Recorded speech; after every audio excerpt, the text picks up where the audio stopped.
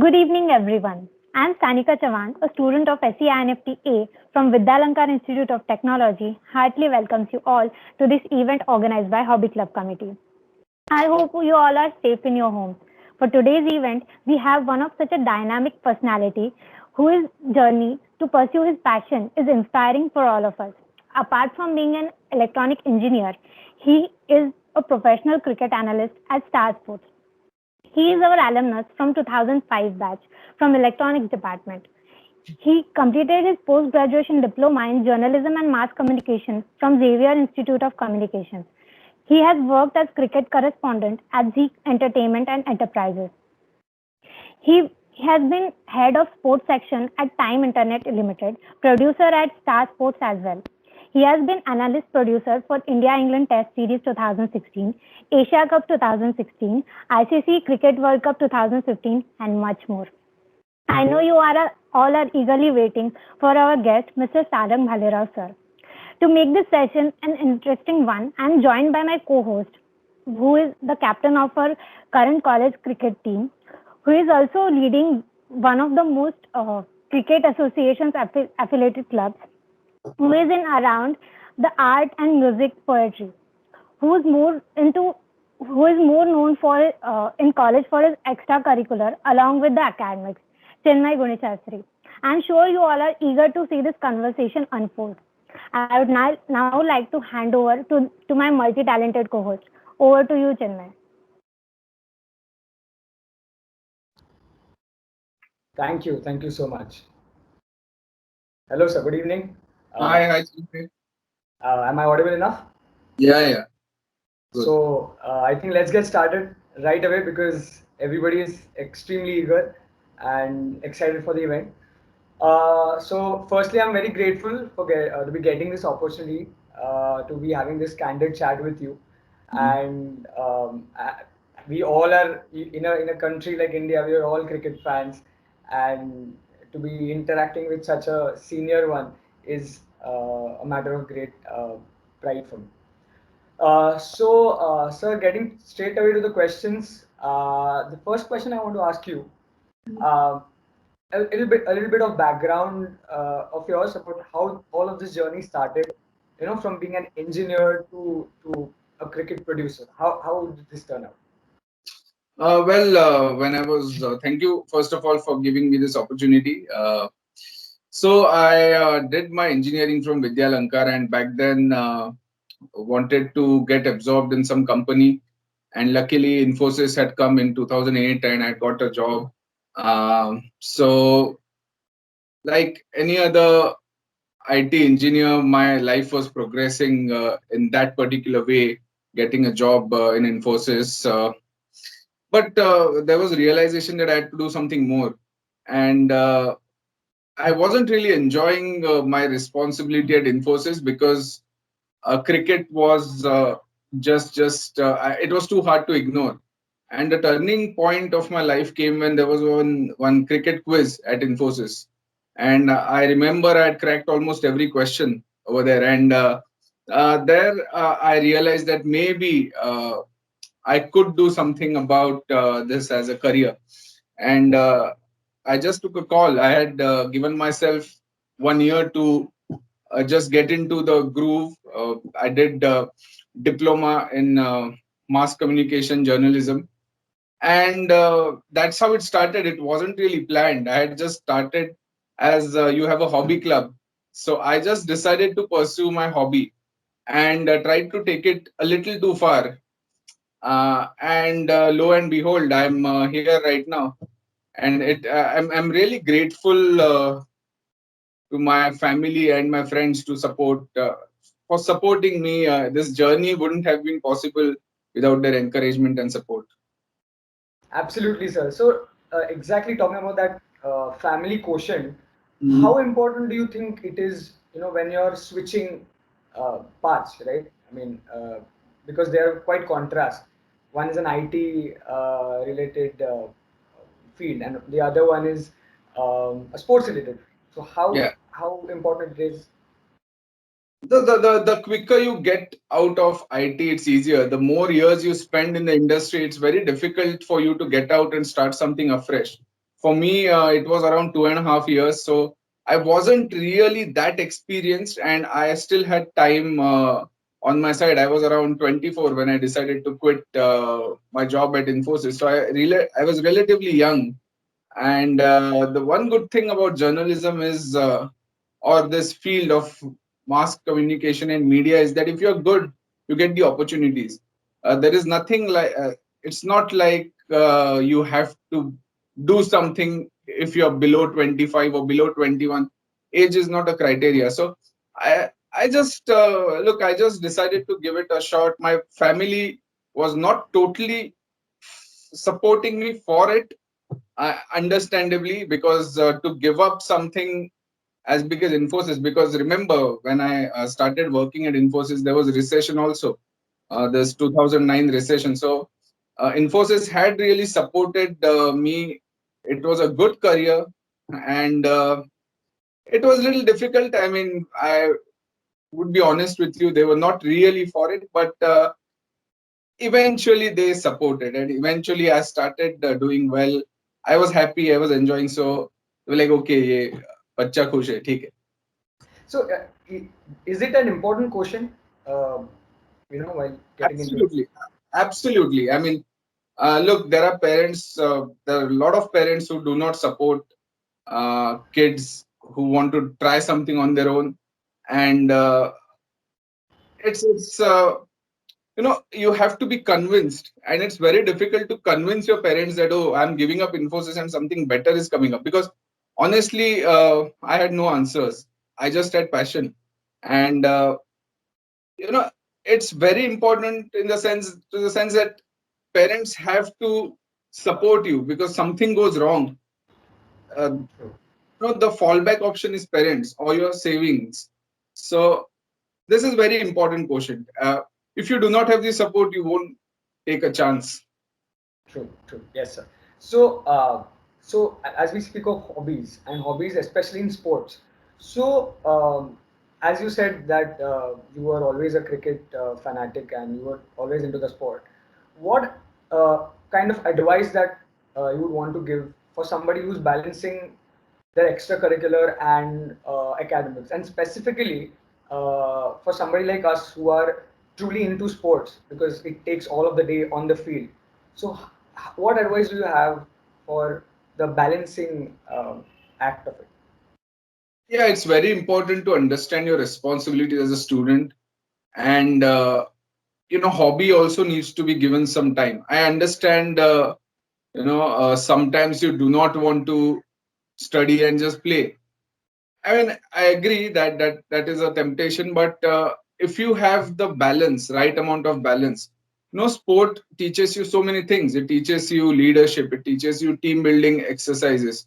It teaches you to fight tough situations, because there are no retakes in sport, and it resembles life in many ways. So you have to understand. You have to learn something from the sport, and that is very important. You cannot teach, you cannot have a session and say, oh, here's how you could be a team man, here's how you could combat a situation. It just tells you your it just tells you, it gives you an opportunity to test your inner self. What is the character that you're made of? The situations reveal your character. Tough situations, if 5 wickets fall and you go on to bat, 50 over there is invaluable than 100 at times. So there are a lot of situations that unfold, and you have to react quickly.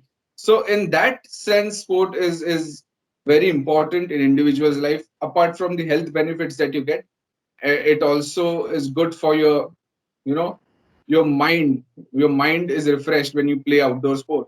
So there are many benefits, and you cannot ignore the importance of studies. It is very important. uh, Companies come for your placement, they look at your marks, they look at your knowledge is very, very important. But knowledge plus sport, I think that's a deadly combination. Yes, sir. That's, I'm sure that's how it is. But then we sometimes feel that the focus, we are not focused on one particular thing. Then that is a problem. So how do we deal with that? So because focus gets wavered, so how do we keep focus on what do we want to do? No, it's important to know what you're expecting. Now, if you're playing sport with the hope that you will get an IPL contract, are you expecting? Are your expectations in line with the effort? It has to be monitored. You must have certain goals when you're playing.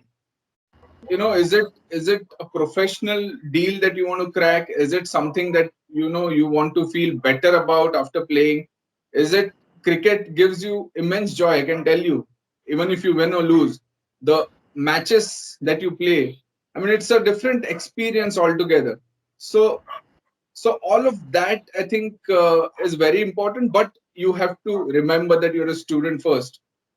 So that is very important. You cannot ignore the studies aspect and do certain things because you're good at it.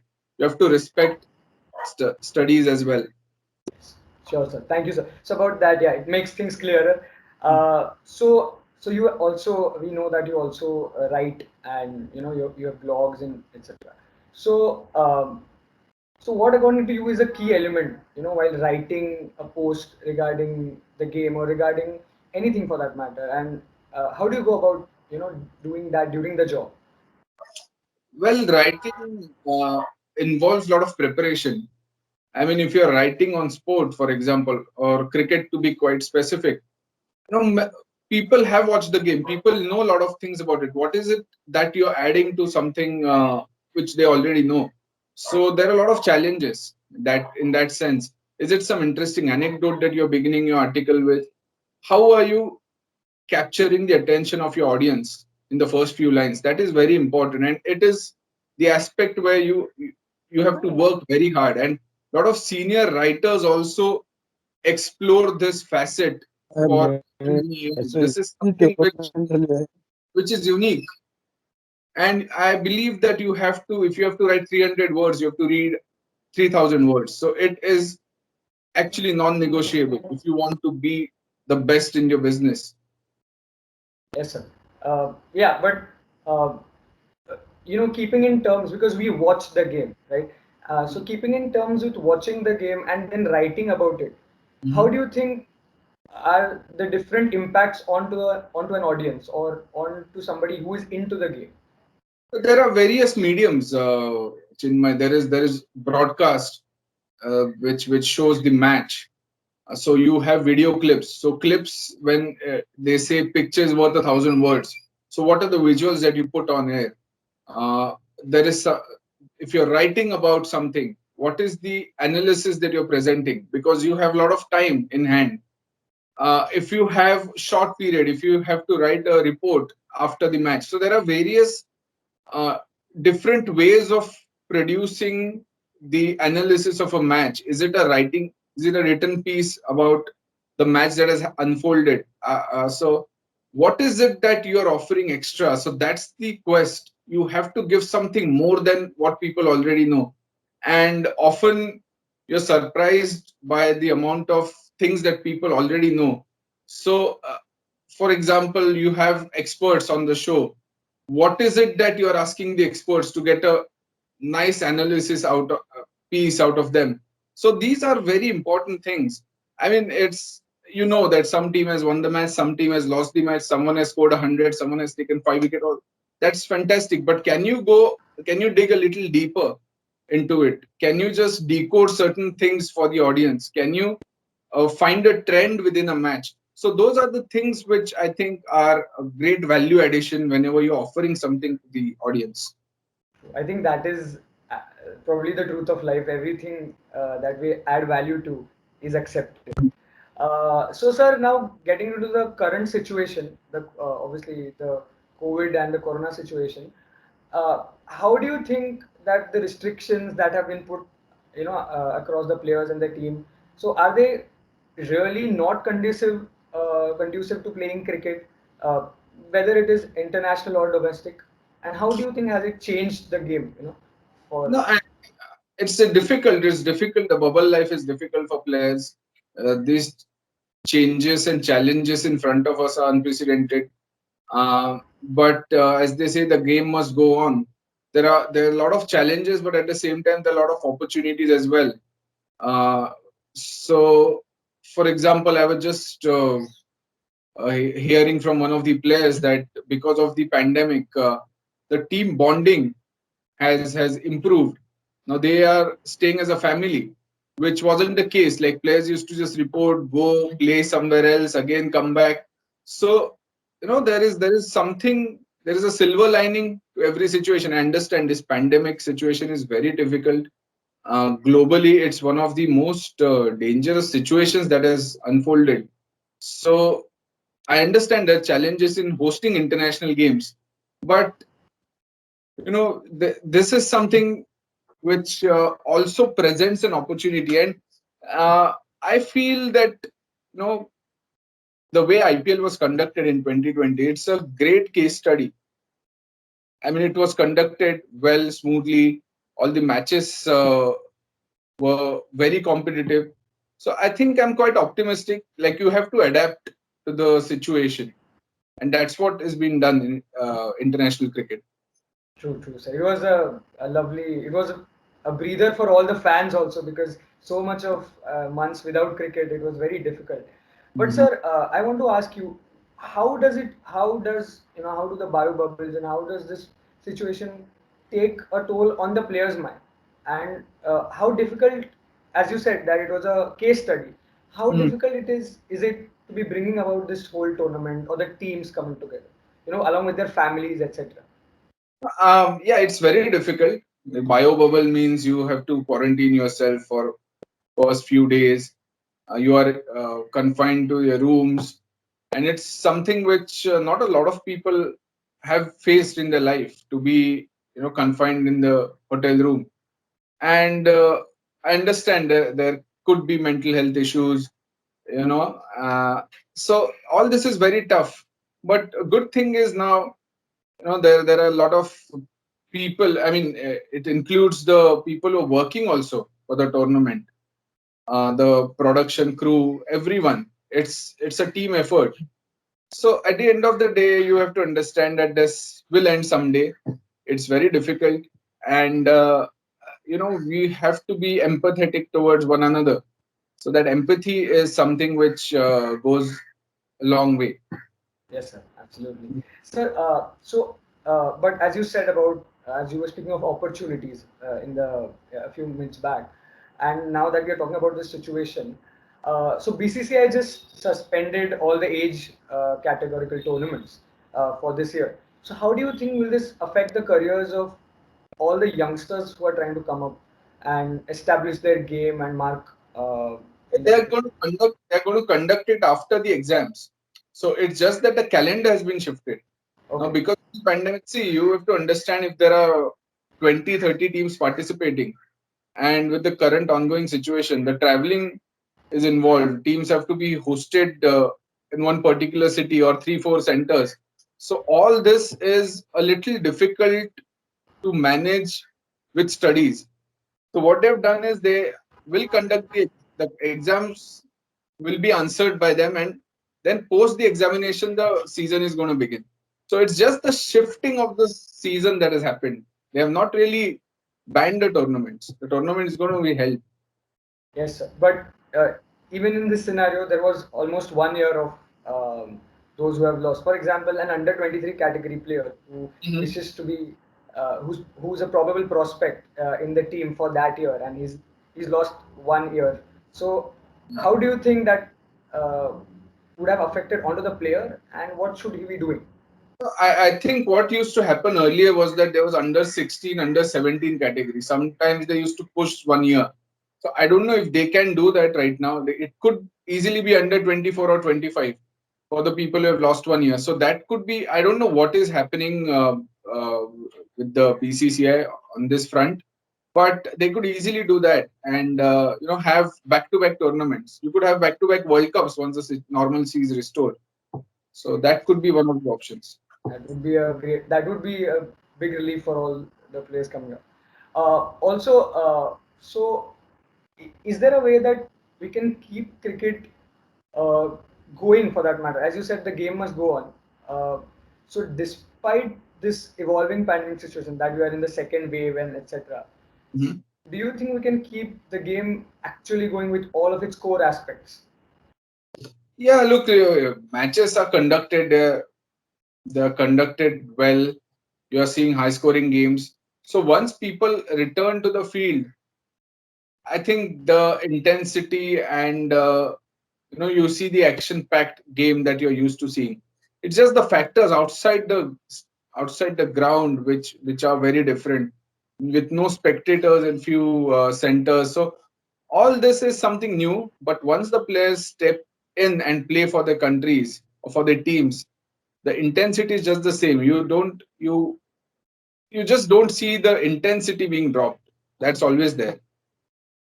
Yes, sir. So, but along with that, so giving you an example of the local tournaments that happen, I'm sure you'll be knowing all of these tennis tournaments are still happening, even in this situation, all around Mumbai, Maharashtra, and everywhere.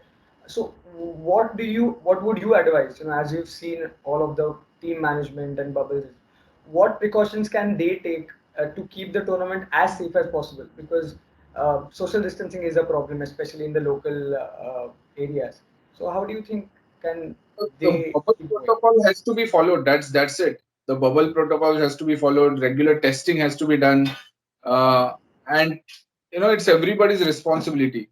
One loose end and everything could be under jeopardy. So everyone has to be responsible for their actions, and that's the only way the events and tournaments can be successfully conducted. It's as simple as that. Yes, yes, that's so coming to the technicalities of the game. Sir, according to you, as an analyst, how fast is the game of cricket, been changing and evolving, and what impact has it had on the players, game-wise and preparation-wise? It's changing every day. Every day it's changing. Now you see the scoring rates, for example, what they were and what they are now. Is it the advent of T20? Yes, possibly. Are bowlers adapting themselves well? Yes, for survival they have to. Is fielding something which is improved? Yes, drastically, what it was and what it is now. And there are minute aspects being analyzed. You observe a weakness in a batsman. Today the technology analysis goes so deep that you find a weakness in one player, and then you want to exploit that, and there are plans being formulated. So all this has changed. Earlier teams didn't even have a coach. Now you see various coaches. You have a bowling coach, batting coach, fielding coach, strength and conditioning coach. You have support staff is also as big as the number is huge. So that is the change that we are seeing, and all this is being done to enhance the performance of the team. So I think cricket has changed, cricket will change, and change is the only constant. True, sir. But it was a religion in India and it's still a religion in India. And I think it's going to be a religion in India for forever, probably. So, sir, but as you said, of all the different roles that have come up in the game of cricket, how do Mhm. you see the role of an analyst, whether it is a broadcasting analyst or whether it is a team analyst in this new age game of cricket? Well, this is something which is upcoming, and well, it is very important. I mean, teams play back to back. It may not be possible for teams to sit back and analyze every game, have plans. Now, role of an analyst is like a role of a doctor. You know, you have body pain, a doctor will give you a medicine, will give you a prescription. So analysts are someone who prescribe certain things. They observe certain trends. Players are the most important ones. They Analysts role is to float ideas. It's up to the players whether they want to accept those things or not.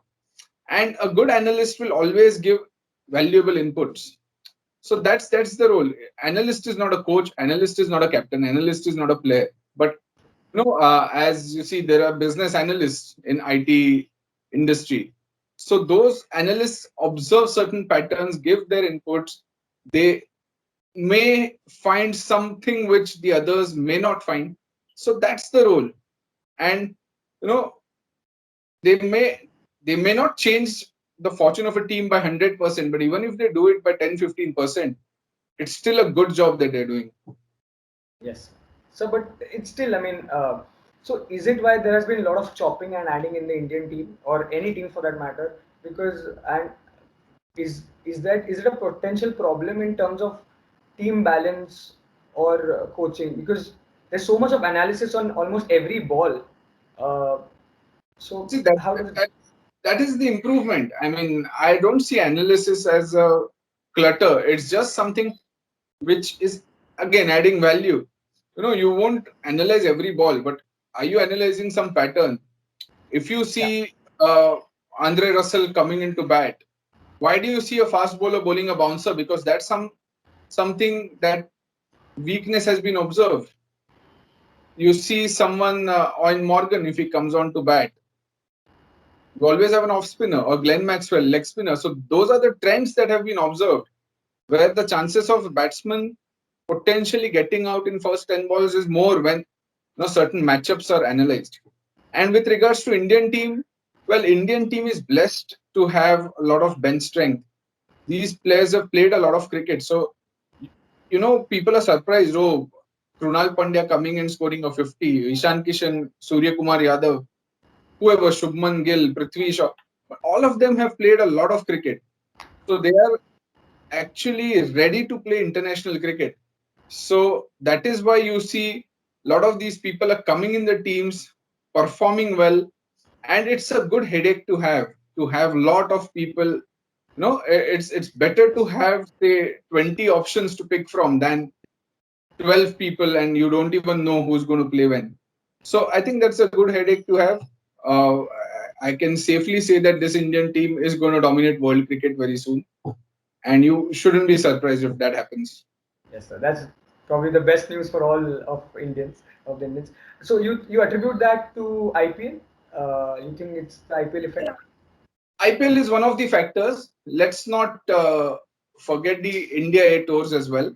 IPL definitely, because a youngster getting exposure, international quality attacks is facing and is bowling to some top players. So the pressure of performance or all of that you first encounter in the IPL. So in that regard, I think to handle pressure, to perform under pressure, all those attributes, you and a player emerging out of it. I think IPL is one of the factors, but not to forget the robust domestic system and India program as well. So it's a combination. Yes, sir. It's a very important point that you made. And about the technology part of the game, as we were talking of the DRS, as we talked DRS, the effect of DRS on the game. What are the insights that you can provide on DRS? Because for those who play cricket and who've been following it, they probably have a better idea. But for the general public, can you provide a little bit of insight on hotspots, Nicometer, and Yeah, so DRS was introduced back in 2008 and it was still a nascent stage. So what we are seeing a lot of iterations that have been performed in the system that already existed. Now you see umpires call.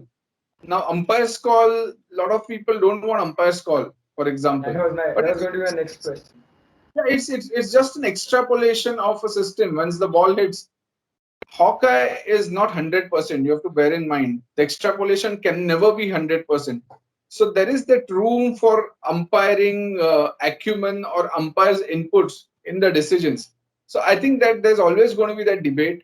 And what happens is what is 99.99% accurate, do we have to accept that or do we want 100% technology? Because 100% getting 100% technology is a little difficult because we have 2D cameras. You see catches and all being taken. There are not 3D cameras. Recent example, you saw David Malan's catch of Surya Kumar Yadav. The cameras are somewhere stationed somewhere up, on upper tier. So it's not a ground level camera. So there's always going to be that uh, those controversies will always exist. Now, for the ICC or for umpires or whatever, the thing is that how do they tackle this? Because that's always going to be a contentious issue. So I think technology is doing well than what it was doing. But I think umpires calls, soft signal, there are always going to be those different opinions that you're going to hear. And bear in mind, no one's right, no one's wrong. So it's just their interpretation and it's just their opinion. So would you go with the umpires or the technology? Well, umpires, if you embrace technology 100%, then what's the need to have umpires? There has to be that human element also. I am in favor of umpires being there. Yes, sir. Thank you. And speaking of DRS, I think it's a no-brainer that MS Dhoni is the probably one of the best users of DRS. And so, have you seen anybody else predicting and using DRS at the right at that very time in the cricket world, and even now for that matter? No, I feel it's wicketkeeper's responsibility. And Dhoni has been very good behind the stumps. Just in when it comes to uh, keeping against spinners, he has that sense. So I think he has that sixth sense. So probably it helps him in DRS. Now I understand young wicket keepers may get excited and may say, "Oh, okay, the ball was hitting the stumps," when a senior bowler is bowling.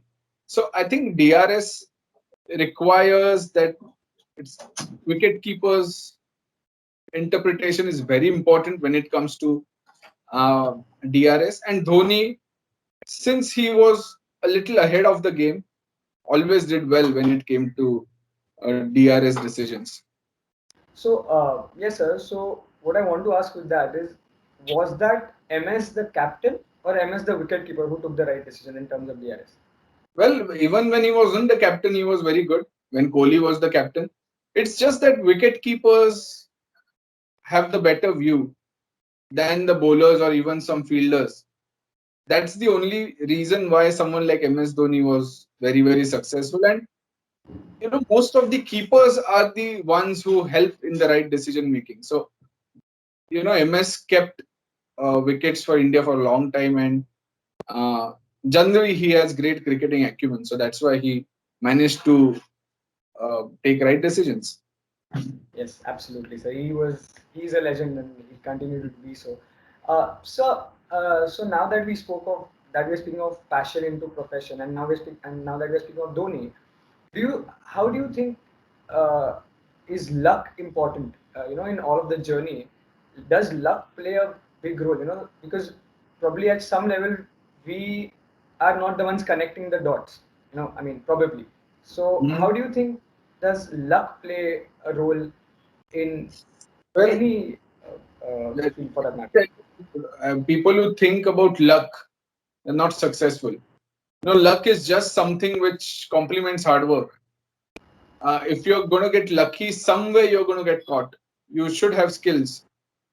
Luck is just that 1%, 2% thing. It cannot be the basis of your preparation or anything. Yes, you win the toss, you lose the toss, but you still have to go out there and perform. So I believe that luck is important. I'm not saying not important, but that's not something bankable. Yes, sir. But because we've seen even from Sachin to everybody, we've seen so many superstitions for that matter, and in all terms. So, and even when we engage with young cricketers who really want to go ahead, they speak a lot of this prospect called luck. And obviously, the second point that I wanted to ask you about was the nepotism factor. So Arjun getting selected for Mumbai, and there were we all and people have the view that there were better players ahead of him who could have gotten a chance. So are those two connected, and how do you see that? No, see, you have to be good. I again keep telling that you have to be good. He's a left arm pacer. There are not too many left arm fast bowlers. He has bowled in the India nets. He has played certain level of cricket. So I think it's little unfair to, he hasn't even played a single game. And even before that, I think it's unfair on any cricketer to, to just bring his lineage and surname again and again. Opportunities will present and then he has to perform. It's as simple as that. So I mean, in this day and age of social media where everyone has a voice, I think it's important to just be a little mindful, understand that you have to respect certain individuals also. And he is, there's a reason why he is there, and possibly we are not there. So let's just accept that. And, you know, there are a lot of players who have been selected, and they do not have the surname, whatever you're saying. So I don't see a reason why, you know, uh, he will not perform. But let's be a little easy with him. That's my personal take. Yes, because it was a lot of talk about the same, and it was very important to address that elephant. And sir, so now speaking of IPL and all those T10 leagues on about the Abu Dhabi T10 leagues, the Mhm. cricket along in its own form and also in broadcasting is getting smaller and smaller, from the live matches to television and then mobile phones, the OTT. So what do you think is the next big thing, right? Even test matches, 50 overs, 20, 10. What is the next step? I think it will stop at 10 because there's no point in having five or three, or you might even have a toss. That's not the thing. But I think you rightly mentioned technology. It's always going to improve, and let's just enjoy rather than predict what's coming up next. Because you see OTT platforms. Now, Hotstar has this feature of you having smaller groups and your friends sitting and watching the game together, but they are not physically together. So all these are little enhancements, and I see technology improving and enhancing the viewing experience in coming years. Yes, sir, absolutely. And sir, one more question about the technical aspect. Probably one of the last questions that I would ask, and not trouble you more. There's a popular opinion of the coaches that, as you rightly mentioned in the initial part of our conversation, that T10 and T20 cricket is ruining the game. So, how would you take have No, a I take on? mean, no, ruining in what sense? I mean, I understand it may affect the test match batting, but there are still a few good test match players who do not play any of the formats. When you talk about ruining, see, cricket is also an entertainment package where you package the cricket in such a way that you are selling it to sponsors and advertisers, saying that this is an experience where families can come together and watch. So I think these are the needs of the people. These are the demands of the people. They may not have entire day to themselves, and they cannot sit at 9 o'clock and miss the office and watch the match till say 5 o'clock. So it is for people who come back from the offices. They can watch the match after the office. The same reason why pink ball test match is something which has been proposed and which is being regularly uh, conducted. That's the very reason. So it is always going to be a factor where you bear in mind what the audience wants, what the spectators want. Now, I don't know, ruining the game. Yes, certain individuals cannot adjust. Uh, like the spinners may not, they're in the T10, T20 mold, may find it difficult to play the longer format. But those are the adjustments that a professional cricketer has to make. And it is up to the players as well. When they have made a choice to play all formats, they have to be good at it. And that goes without saying. Uh, so that's the part of their job. So I'll only say that they need to improve. Yeah, Definitely, yes, sir. Sir, so there are a lot of questions that are coming in the chat. I'll just read it out. I'll read a yeah. couple of them to you. So, so there's this question from Vishwas. Hi, Vishwas. He asks, "Hello, sir. Can you tell us more about uh, your experience of cricket team in Vidyalankar and what role did you play in the team?" Oh, I was a batsman and off spinner. So I mean, it was long time back, but we played well. We enjoyed. Uh, s- most of the times we won, but big matches we possibly did not win. We went up to the semi-finals or finals max tops. So yeah, that was my role of So, spin and batsman. so I ask you that, sir. So what all tournaments were there at that time? Because now there are a lot of tournaments that are coming up. Even in the fests, there are sports fests that come up, and a lot of tournaments. So what was the case that time? I mean, it was mostly it was tennis ball tournaments they played intercollegiate, but there was one tournament conducted by I guess VJTI. Wellinger College conducted one tournament, and there were other tournaments which I don't remember, but they were 20 over tournaments. But I guess we played around 3-4 tournaments per semester, if I'm not wrong. That's wonderful, sir. Yeah. Um, there's one more question from Tanvi. Hi, Tanvi. So, Tanvi asked, sir, that what are your hobbies apart from being associated to the game of cricket? And was there any other passion that you wanted to pursue? Well, hobby is this. If you can see, there's this mini library that I have.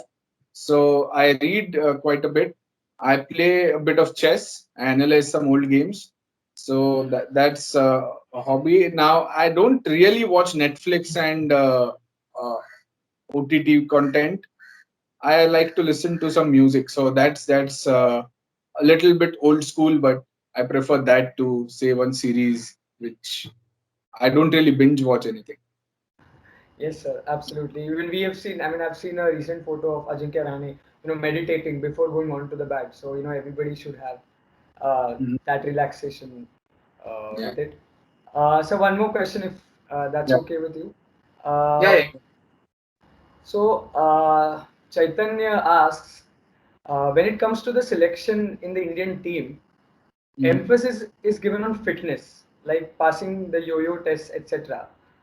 Mm-hmm. What do you feel about this criteria for selection? And what is your take on Rahul Tewatia missing out on the recent opportunity? And along with Yeah. that, it is a very relatable question. I'll just quickly get through.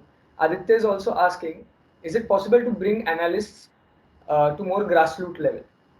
Uh, so these, Oh, okay. To answer the first question, fitness is very important. If you want to be a world-class side, fitness is a non-negotiable factor, and which is what was criticized. There are a lot of old-time players who were not as fit, but they legends. So there's always this debate that's going to happen. But the culture of this team is you have to be fit. If you have to be world beaters, like if you look at Australian team in the early 2000s, everybody was fit, and that's why they dominated world cricket. So I absolutely understand where the team management is coming from. Rahul Tewatia will get his chances, I feel, uh, because uh, because I feel the reason why he didn't get chances is because the balance of the team was already there. So so he will get his chances. To answer the second question, I think it was about what was it about? The second question? so the question was, is it possible, Aditya is asking, is it Analysts, yeah, possible to bring analysts yeah. to a grassroots level and how would it be affordable and accessible? No, I mean it is an excellent idea, and there are programs being conducted. A lot of the analysts are actually starting from the grassroots level, and it's very important to embrace analytics. A lot of people just still do not know the power of analytics, the power of uh, you know formulating plans, and how preparedness can go in a long way to the team being a champion team. It makes a huge difference. So I think it's an untapped market, and I am very hopeful that analytics will be embraced by grassroots levels, and it's going to stay. That's for sure. Thank you so much, sir. Sir, so quick trivia for you, just a quick rapid fire. So I'll just get started with it right away without wasting Yeah. much time. So first question, who is your favorite cricketer? My favorite cricketer, Sachin Tendulkar, the batsman, Wasim Akram, the bowler. Okay. What is your favorite format of the game? T10, 20, ODI or the tests? Test cricket, any day, test cricket, nothing else. Yeah. Absolutely. Mm-hmm. who do you reckon as India's next captain after Virat? Oh, it could be Shreyas Iyer, I feel. Could be. In another 5 odd years, I feel Shreyas has that leadership capability. Thank you. Apart from the World Cups, which is the best series win of the Indian team according to you? The I guess it goes on earlier in 1985, the World Championship that we won. Okay. Great Uh, win. yes, sir. Rishabh Pant or KL Rahul as a wicket-keeper batsman, the current best fit for Team India. In Test cricket, Rishabh Pant. In limited overs, I guess Rahul has not done too bad, so it's Rahul. Okay, thank you. Dravid or Pujara, the better limited overs player. Rahul Dravid any day. Limited overs, Rahul Dravid. Yes, sir. And finally, the question that is probably the uh, MS or Virat, the better captain. Better captain. Yeah. Well, I think Virat Kohli still has potential to win many trophies. He will get there, but for now, MS Dhoni for simply winning all three ICC events, backing young players, giving them opportunities. So I think Virat is just carrying forward MS's legacy. So MS is that benchmark for Virat. Okay. Thank you, sir. Thank you so much for giving all of these answers and uh, so much of insight for all of us. There was one question also. Has under 19 squad changed the dynamics of Indian cricket? Only ma'am is asking that question. It has always been there, and a good under 19 team is always going to help the national team because it gives exposure to youngsters. It's a cauldron for them. It's a place where they can test if they're good or not. So I think not necessarily I would say, but yeah, I mean some players find the transition quite smooth and easy. It's not the case for everyone. Sir, thank you so much. So last but not the least, you've known the game 360 degrees, as an analyst. Uh, a personal question: what advice would you give me and other young cricketers who aspire to make it big in the game, so that the deserving cream does rise to the top, as your Well, Twitter handle yeah, says? I mean, see, keep working hard, get better. The competition is with your own self. So keep improving, and just when the opportunity comes, learn from it. You might succeed, you might not succeed, but always take the opportunity as a learning curve and then take it from there. So one step at a time. That's all I can advise. Thank you, sir. I think I would take as make cricket simple as it can be. That is what I would take. And sir, thank you so much for your valuable time. I hand over it back to Sanika. And Sanika, over to you. Uh, Thank you, Chinmay. It was an amazing session, wasn't it? I'm sure you all have inspired by taking a closer look at the journey of such an extraordinary person. Before I conclude, I would like to thank Sarang sir for being with us and sparing time from such a busy schedule of yours. We wish you all the very best for your future goals, sir. Before we conclude, I would like to thank all the higher authorities for gracing our event.